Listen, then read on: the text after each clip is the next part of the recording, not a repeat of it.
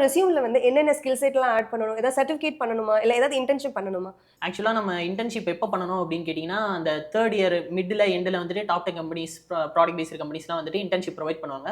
So அப்பைங்கலாம் நம்ம பண்ணோம்னா நம்மளுக்கு ரொம்பவே வேல்யூபிள். அதே மாரி இப்போ ஒரு ஃப்ரெஷர்ஸ் 2 பேர் வர்றாங்க. அந்த இதுல வந்துட்டு ஒருத்தருக்கு இன்டர்ன்ஷிப் எக்ஸ்பீரியன்ஸ் இல்ல, இன்னொருத்தருக்கு இருக்கு அப்படின்னா வந்துட்டு மேக்ஸிமம் நம்ம ஃபோக்கஸ் பண்றது எக்ஸ்பீரியன்ஸ்டு ஆல்ரெடி அவங்களுக்கு ஒரு கம்பெனிக்கு போய் ஒர்க் பண்ணியிருப்பாங்க. ஸோ அந்த ஒரு ரியல் வேர்ல்ட் நாலேஜ் இருக்கும்ல.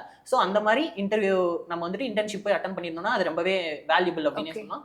இன்னொன்னு வந்துட்டு இப்போ நம்மளுக்கு இல்ல நான் வந்துட்டு ஃபைனல் இயர் வந்துட்டேன். நான் இன்னும் ஒரு இன்டர்ன்ஷிப் கூட பண்ணல அப்டின்னா கூட ஒண்ணும் பிரச்சனை இல்ல. நம்ம வந்துட்டு ப்ராஜெக்ட் பண்ணும்போது அது வந்துட்டு ரியல் வேர்ல்ட் ப்ராஜெக்ட்டா நம்ம பண்ணணும். இப்போ நம்ம ஒரு ஸ்ட்ரகிள் ஃபேஸ் பண்ணியிருக்கோம்னா, அத எப்படி சால்வ் பண்றது நம்மளோட ப்ராஜெக்ட் மூலியமா? அத வந்துட்டு இன்னொருத்தங்க பீப்பிள் வந்துட்டு ரியல் வேர்ல்டா யூஸ் பண்ண முடியுமா? அப்படிங்கிற மாரி நம்ம ஒரு யூனிக் ஃபீச்சர்ஸ் இம்ப்ளிமெண்ட் பண்ணி அதுக்கு அந்த மாரி ப்ராப்ளம் சால்வ் பண்ணி நம்ம ஒரு ப்ராஜெக்ட் பில்ட் பண்ணோம்னா, அது வந்துட்டு இன்னுமே ஒரு ஆடட் அட்வான்டேஜா இருக்கும். அதுக்கப்புறம் ஸ்கில் செட் வந்துட்டு எந்த டெக்னாலஜி அப்படிங்கிறது முக்கியம் இல்ல. நம்ம எந்த அளவுக்கு யூனிக்கா பண்ணியிருக்கோம், அத எத்தன பேரால யூஸ் பண்ண முடியும், நம்ம எந்த அளவுக்கு ஃபீச்சர வந்துட்டு நம்மளால சொந்தமா ஆட் பண்ணியிருக்கோம் அப்படிங்கிறது தான் ரொம்பவே இம்பார்ட்டன்ட். ஓகே. குட்.